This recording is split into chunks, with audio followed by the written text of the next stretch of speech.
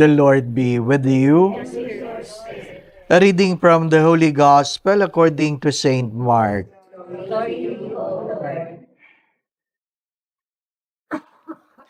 Jesus departed from there and came to his native place, accompanied by his disciples.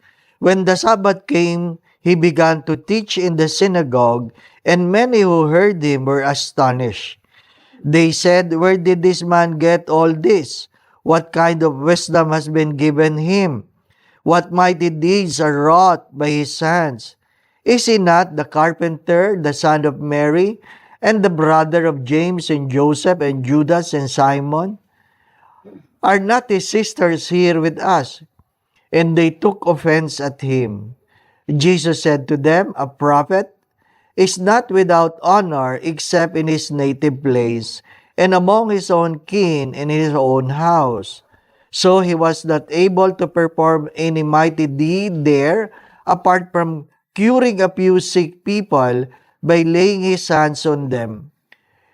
He was amazed at their lack of faith.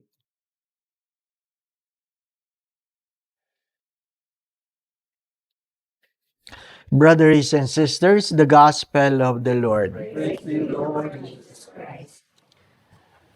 Good morning. First, what was the sin of David? He boasted before God. He boasted before God as if by the number of his soldiers, by the numbers of his horses, by the numbers of his armies, he can win and he can be successful. It is our common mistakes. Sometimes we forget that everything is grace. What we have is grace. Unless the Lord bless the works of our hands, we will all labor in vain.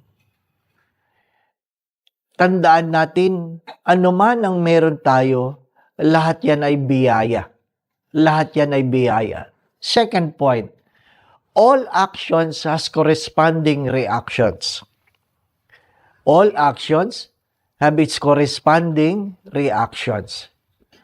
You have the freedom to make a choice, but you don't have the freedom to choose the consequences of your choices. Ano man ang gawin natin, mayroon niyang kapalit. Malaya tayong gawin ang gusto nating gawin, pero hindi tayo malayang piliin kung ano magiging kapalit ng ating mga ginagawa. Kaya nga, ang pagkakasala ni David, pati ang kanyang bayan ay naapektuhan. Naapektuhan. Mabuti na lang naging mahabagin ang Diyos sa kanila habang sila ay nagdudusa. Ano po? Ikatlo, hindi lamang mayroong consequence, meron ding itong epekto sa pag-iisip ng ibang tao. What prevents God from healing people? Simple, their lack of faith. Their lack of faith. It is not that the Lord is not capable of healing. He was limited because of their lack of faith. Can you imagine ang sarili mong kamag-anak na nagsabing, sino ba yan? Di po ba, ano? Sa totoo lang, mahirap talagang magbago kasi pagkamisan, ang sariling pamilya natin ang kumukontra sa atin. Hindi ko alam kung naranasan nyo ito, na may mga pamilyang simba na simba, sasabihin ng magulang, ano ko ba, simba ka na simba? Ano ba makukuha mo dyan? Ano ka ba, dasal ka ng dasal? Ano ka ba, sama ka na sama dyan?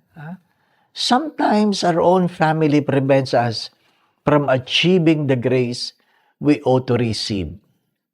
Kaya nga po, ang pinakamahalaga, huwag nakakalimot. Huwag nakakalimot. Pray. Pray. Things will not always happen according to our wishes, but God continue to bless those who believe. Do not forget that. Things will never happen according to our wishes, but God will always bless those who believe. Amen. My brothers and sisters,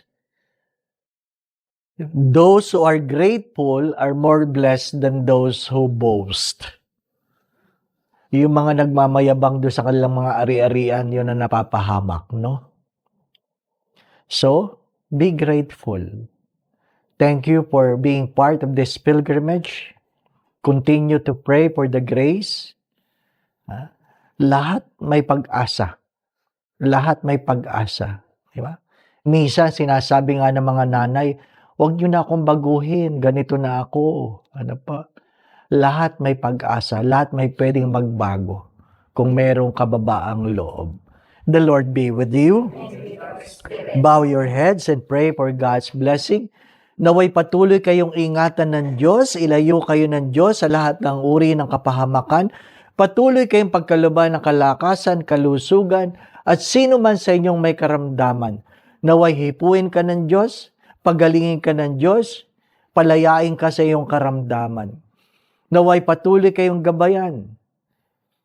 Patuloy kayong pagkalooban ng kalakasan, kalusugan, higit sa lahat, kung anuman ang inyong mga pinagdadaanan sa buhay. Kung meron man kayong suliranin, problema, alalahanin, naway tuwangan kayo ng Diyos, alisin ang inyong mga pagkatakot at pangamba. Sa inyong mga pag-uwi, naway bitbit nyo ang biyaya ng Diyos para sa inyong pamilya, sa inyong mga mahal sa buhay. Kung ano man ang inyong mga pinagdadaanan, nawa sa tulong at panalangin mga banal, may pagkaloob sa inyo ng Diyos kung ano man ang makabubuti, makababanal, makauunlad ng inyong mga buhay. Naway maging kalugod-lugod sa Diyos sa inyong mga panalangin at naway pagpalain kayo sa ngalan ng Ama, Anak, at Espiritu Santo. Amen. Do not forget this when you go home. You say, may the peace of the Lord reign in this house.